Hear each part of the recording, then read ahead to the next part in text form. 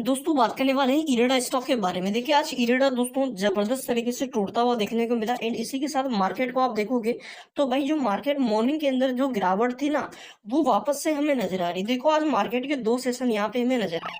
देखो हमें सही रहते हैं, दो पार्ट होते हैं मार्केट, एक तो 12 बजे पहले वाला पार्ट, दूसरा दोस्तों 12 बजे बाद का पार्ट। तो 12 बजे के तक तो अगर आप देखोगे मार्केट ठीक था ज्यादा। देखो मॉर्निंग के अंदर खुला बहुत ज्यादा गैप डाउन में था, बट जो यहाँ पे धीरे धीरे संभला। अब उसके बाद फिर से करेक्शन। अब इस करेक्शन के देखो पहला करेक्शन तो आपको पता है क्या है कि ईरान इजराइल दोनों ने ग्लोबली मार्केट को भी के टाइम प्रेशर दे रखा है एंड यहाँ से युद्ध की स्थिति चल रही है। तो उसी बीच यहाँ से दोस्तों मार्केट में आप देखोगे तो हमारी इन्फ्लेशन के डाटा भी आ गए, जो कि जो मार्केट थोड़ा सा रिकवर हुआ था उसको वापस गिराने के लिए काफी थे। तो हमारे मार्केट को टोटल आज दोस्तों तीन चार चीजों ने गिरा। पहली चीज जो यहाँ पे फ्राइडे को गिरा था, यूएस का इन्फ्लेशन का आंकड़ा, वो यहाँ पे प्रेशर दिखा। उसके बाद दोस्तों दूसरा आया इसराइल एंड यहाँ से आपका ईरान की युद्ध की जो स्थिति बन रही है वो आई। इसके बाद दोस्तों जैसे ही देखो मार्केट बहुत ज्यादा गिरावट में पहुंचा, फिर धीरे धीरे धीरे संभला। ठीक है, मतलब ऑलराउंड यहाँ पे दोस्तों आधे परसेंट के आसपास की गिरावट तक आ चुका था। बट जैसे ही हमारे इन्फ्लेशन के आंकड़े आए मार्केट में देख लो कितना भयंकर वापस से करेक्शन आया। तो इन्फ्लेशन के आंकड़े आप समझ सकते हैं इस गिरावट को देखे कि कैसे आए होंगे। जो मार्च के हैं वो थोड़े से बढ़कर आए हैं, ठीक है ना। तो ये थोड़ी सी नेगेटिविटी। अब इन्फ्लेशन का आंकड़ों का मार्केट पर कैसा इफेक्ट पड़ता है आप समझ सकते हैं। ब्याज दरें, देखो यहाँ पे जो आने वाले एक दो महीने थे उसमें लग रहा था कि ब्याज दरें थोड़ी सी घट सकती है, बट जिस प्रकार इन्फ्लेशन बढ़ रहा ना भाई ब्याज दरें नहीं घटेगी, उल्टा यहाँ पे देखो बढ़ाई तो नहीं जाएगी चांस है, बट घटेगी नहीं। अब यहाँ पे हम समझते हैं दोस्तों स्टॉक के बारे में कि अभी के टाइम करना क्या है। देखो बहुत ज्यादा करेक्शन आ चुका है, मार्केट बहुत बुरी तरह से गिरा हुआ है। अब यहाँ से हमें समझदारी से काम लेना है। देखो दो चीजें होती है मार्केट में, जो जिनका माइंड चलता है, जो लोग पैसे से मुंह नहीं रखते, जो चीजें समझते हैं कि आज चलो चीजें हो रही है बट ये रिवर्सल होगी। जिस टाइम दोस्तों कोरोना चल रहा था उस टाइम भी चीजें चल रही थी, उसके बाद मार्केट ने देख लो ऑल टाइम हाई की रेट किया है। तो इतना यहाँ पे डरने की जरूरत नहीं है, हमें हमें टोटली माइंड से काम लेना है कि इमोशनली। जो आज करेक्शन आया है टोटली इमोशनली, लोगों को यही दिखा है कि भाई निकालो पैसा और भाग जाओ। मार्केट में कुछ बचा नहीं है, मार्केट बहुत ज्यादा नीचे जा सकता है। अगर युद्ध हुआ तो मार्केट बहुत अराउंड यहाँ पे लोगों का अनुमान 15,000 जा सकता है। ऐसे भी अनुमान होते हैं कि भाई अगर युद्ध हुआ ग्लोबली तो आप समझ सकते हैं कितना भयंकर स्थिति हो सकती है। तो ऐसा अनुमान है, मतलब अनुमान लोग लगा के पैसे निकाल लेते हैं, बट हमें जेन्युइनली चीजें समझना है क्या होगा, क्या हमें रुकना चाहिए या हमें निकल जाना चाहिए। देखो मेन चीज चल रहा है अपना इंडिया का इलेक्शन। भाई इलेक्शन आ रहे हैं, इलेक्शन सर पे है, तो डेफिनेटली ग्लोबली कुछ हो। अभी के टाइम अपना जो मार्केट है ना इनको रिएक्ट करेगा, ठीक है ना। तो हमें देखना है, गवर्नमेंट नहीं चाहेगी कि मार्केट गिरे। दूसरा पॉइंट हमारे देखिए इलेक्शन जैसे ही मतलब खत्म होगा उसके बाद बजट आएगा एंड गवर्नमेंट की कुछ अनाउंसमेंट भी दिखेगी, तो वो भी मार्केट पर इफेक्ट डालेंगे। तो टोटली हम कह सकते हैं कि हमारे लिए दोस्तों आने वाले दो चार महीने मौका बन सकते हैं मार्केट में।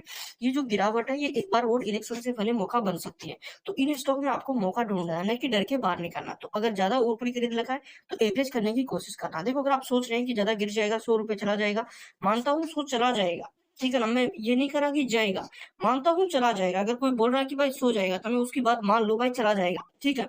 बट भाई ये 100 से वापस 300 भी जाएगा, ये चीज आप समझ लेना। एंड ये मौका है सबसे बड़ा, ये दोबारा नहीं मिलेगा। अगर आज के आंकड़े देखोगे ना भाई तो जबरदस्त है। आज देखो लोगों ने दबा के सेल किया, अराउंड 4 करोड़ 63 4 करोड़ एंड 43 लाख वो टोटल वॉल्यूम थी यहाँ पे, जो कि नॉर्मल डे में दोस्तों ये 2 करोड़ के आसपास हमें देखने को मिलती है। मेन चीज उस वॉल्यूम से अगर टोटल देखोगे दोस्तों तो 35% के आसपास की डिलीवरी भी हमें नजर आई है।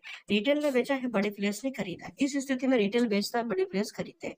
बड़े प्लेयर डेफिनेटली अच्छे स्टॉक को फायदा उठाएंगे एंड यहाँ से वो यहाँ पे दो चार महीने के लिए तो वो खरीद नहीं रहे, उनको पता है हमें कितना होल्ड करना है एंड उन्हीं के हाथ है तेजी।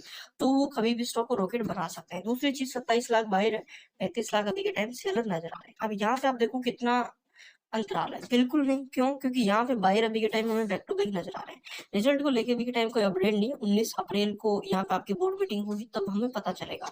और अभी के टाइम टोटली मार्केट ने ये वोलेटिलिटी पैदा कर रखी है। मार्केट देखो ना तो ओवरसोल्ड है ना ओवरबॉट है, सही स्थिति में भी ट्रेड कर रहा है। तो हमें ये समझना चाहिए कि हमें आगे क्या करना है, क्योंकि देखो जो चीजें हैं वो ऐसा नहीं कि मार्केट गिरता ही जाएगा, डेफिनेटली मार्केट में रिवर्सल भी दिखेगा, खासकर इंडियन मार्केट में। अभी के टाइम अगर हम देखें हमारे इलेक्शन वगैरह है तो हमारा मार्केट दोस्तों जो यूएस का मार्केट जो कि पूरे ग्लोबल मार्केट को लीड करता है उसके पीछे नहीं चलेगा, उल्टा अपने ही यहाँ पे लेवल से क्रिएट करेगा।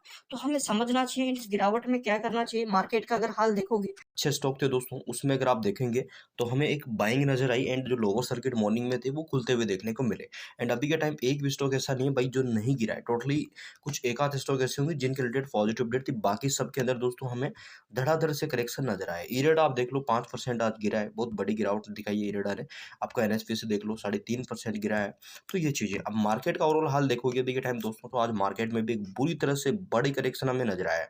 जो पिछला सेशन था यूएस मार्केट का वो आप देख लो एक बड़ी गिरावट में गया, एंड उसके बाद अपना इंडियन मार्केट भी देख लो एक बड़ी गिरावट में गया। तो ये चीज़ है, तो यहाँ से ग्लोबली मार्केट को अभी के टाइम थोड़ा रिएक्ट करेगा, बट जैसे ही यहाँ पे मार्केट में अपने को यहाँ पे पोटेंशियल दिखेगा, मतलब मार्केट सही लेवल पे आएगा, तो वहाँ से हमें रिवर्सल दिख जाएगा।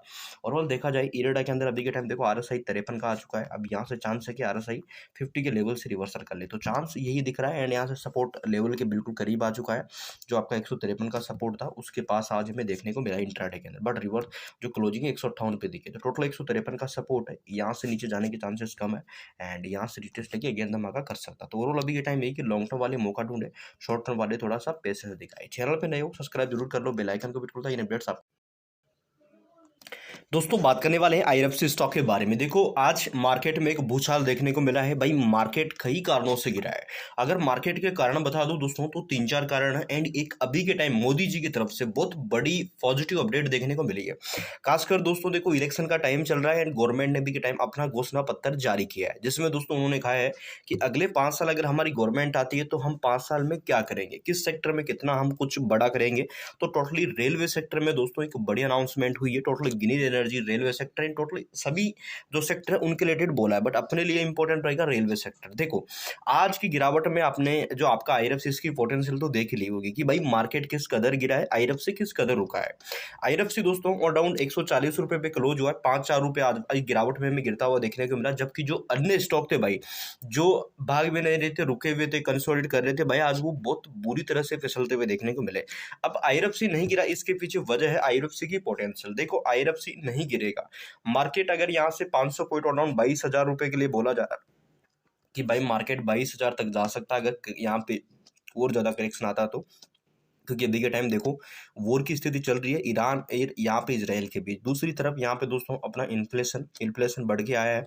दूसरी चीज यहाँ पे मैं आपको बता दूं दोस्तों कि अभी के टाइम देखो इलेक्शन पहले का ये एक मौका है, बड़े प्लेयर्स मार्केट को गिराएंगे ताकि वो खुद खरीदे, इलेक्शन के बाद मार्केट को नहीं रोकने देंगे, मतलब यहाँ से मार्केट में प्रॉफिट वो करेंगे, सस्ते में खरीद के महंगे में बेचना, इस मार्केट का रूल ही यही है।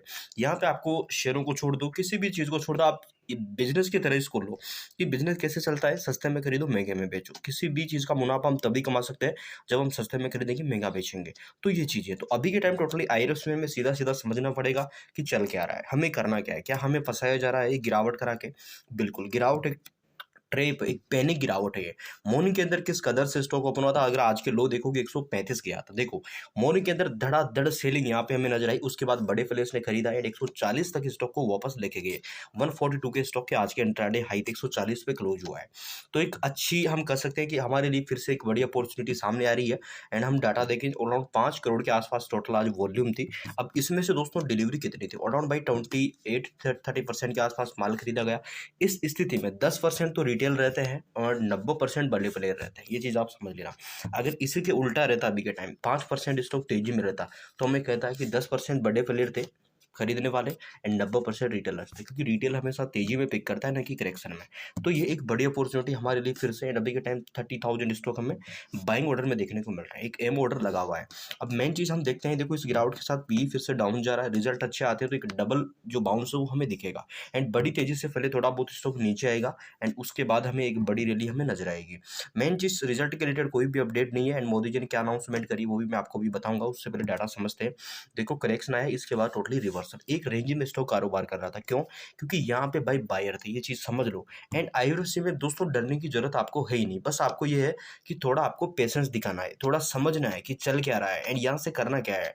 मेन चीज दोस्तों देखो आने वाले 2-3 महीने अगर आप वेट करते हैं, इलेक्शन आते आते हैं, मोदी जी फिर से आते हैं, तो चीज़ें बहुत तगड़ी होगी यहाँ पे। आईआरएफसी आपको 350 तक के टारगेट आसानी से यहाँ पे दिखाएगा। आईआरएफसी रॉकेट बनता हुआ देखने को मिलेगा, क्योंकि जो मोदी जी ने आज अनाउंसमेंट करी है उसके अनुसार आप समझ सकते हैं कि एक बड़ी हिंट हमें मिल रही है। देखिए दोस्तों, क्या अनाउंसमेंट करी बीजेपी की, मोदी की गारंटी, घोषणा पत्र के ऐलान के किन शेयरों पर मिलेगा तेजी का फायदा। टोटली अपडेट आज का है 15 अप्रैल का। यहाँ से आप देखेंगे, एक देखो, अगर एक बार फिर से वे लोग बीजेपी की अगुवाई वाली सरकार चुनते हैं तो किन सेक्टर में धमाका होगा, किन कंपनी के शेयरों पर असर पड़ेगा। आइए देखते हैं बाजारी के नजरिए से क्या हो सकता है। तो टोटली यहाँ से देखो दोस्तों, बीजेपी की घोषणा पत्र का जारी हो गया है। पार्टी ने अपने घोषणा पत्र में कई बड़े वादे किए हैं। अगर एक बार फिर से लोग बीजेपी की अगुवाई वाली सरकार चाहते हैं तो बीजेपी अगले 5 साल में इन वादों को अगर पूरा करती है, ठीक है ना, तो यहाँ से किन शेयरों में, किन सेक्टरों में एक बड़ा प्रॉफिट हो सकता है हमें, क्योंकि ये चीज़ हमारे लिए इंपॉर्टेंट है। वो देखो, गवर्नमेंट क्या है, रीड के लिए किसी भी कंपनियों के लिए, जिस देखो, अगर गवर्नमेंट वादे कर रही है कि हम इन सेक्टरों में यहाँ पे धमाका करेंगे, मतलब यहाँ पे बढ़ावा देंगे, तो टोटली आप समझते हो आने वाले 5 साल में उन्हीं में फोकस किया जाएगा एंड उन्हीं में यहाँ पे काम होगा। तो जो उन सेक्टर की कंपनी है उनको बड़ा काम मिलेगा। अगर काम मिलेगा तो कंपनियों का रेवेन्यू, प्रॉफिट बढ़ेगा तो प्राइस भी इंक्रीज होंगे। तो इसके रिलेटेड हमारे लिए ये चीज़ें इंपॉर्टेंट रहती है। अब यहाँ पे देखो, रेलवे के लिए क्या कहा गया है, अराउंड यहाँ पे 20-25 वादे ये टोटली किए गए हैं। इनमें रेलवे के लिए क्या गया है, वो क्या कहा, देखिए global railway manufacturing hub, India को दोस्तों ग्लोबल एक नई ऊंचाई पर ले जाने की बात कर रहे हैं। बीजेपी घोषणा पत्र में कहा गया कि हम भारत को एक leading global railway manufacturing hub बनाने के लिए रेलवे सेक्टर में मैन्युफैक्चरिंग रिसर्च और डेवलपमेंट को बढ़ावा देंगे। तो टोटली यहाँ पे आपको पता है आईआरएफसी क्या करती है, फाइनेंस करती है। अगर ये चीज़ें रहती है, रेलवे में नए नए विकास होते हैं, डेवलपमेंट होते हैं, मैन्युफैक्चरिंग होती है, यहाँ पे इंफ्रा ज़्यादा क्रिएट होता है, तो डेफिनेटली आप समझ सकते हैं कि आपका रेलवे का जो आईआरएफसी है किस कदर ग्रोथ रहने वाली है। तो टोटली मैं बता दूं, आईआरएफसी में भाई मौका है एंड यहाँ से जिस प्रकार मोदी जी के यहाँ पे प्लान आने वाले 5 साल के, तो बहुत तगड़े प्लान है एंड यहाँ से आपके रेलवे को एक बड़ा हमें टोटली नजर आई 3.5% के आसपास गिरा है। तो ये चीजें चल रही है। जो आईआरबी इंफ्रास्ट्रक्चर है, इसमें आप देख लीजिए दोस्तों, अराउंड बाई 65 पे आ चुका है। ये एक बड़ी अपॉर्चुनिटी है। आईआरएफसी की बात कर लूँ, आईआरएफसी में करेक्शन कहाँ तक जा सकता है, देखो 135 का इंपॉर्टेंट सपोर्ट है, जैसा कि मैंने पहले भी कहा है कि 135 तक जा सकता है। 45 का आरएस आई, अभी मैं एक ही चीज कहूंगा कि 135 के आसपास मिलता है, बड़ी अपॉर्चुनिटी बनेगी। आज के इंट्राडे हाई भी सपोर्ट के आसपास लगे हैं। तो टोटली यहाँ से ये कि थोड़ा बहुत कल भी वोल्टिलिटी रही, अगेन यहाँ से रिवर्सल मिल जाए। तो अभी के टाइम जो गिरावट हुई, एक बड़ा मौका है, समझदारी से काम ले, थोड़ा आगे तक की सोचे, कहने का मतलब ये है। ठीक है, चैनल पे नए हो सब्सक्राइब जरूर कर लो, बेल आइकन क्लिक कर लो ताकि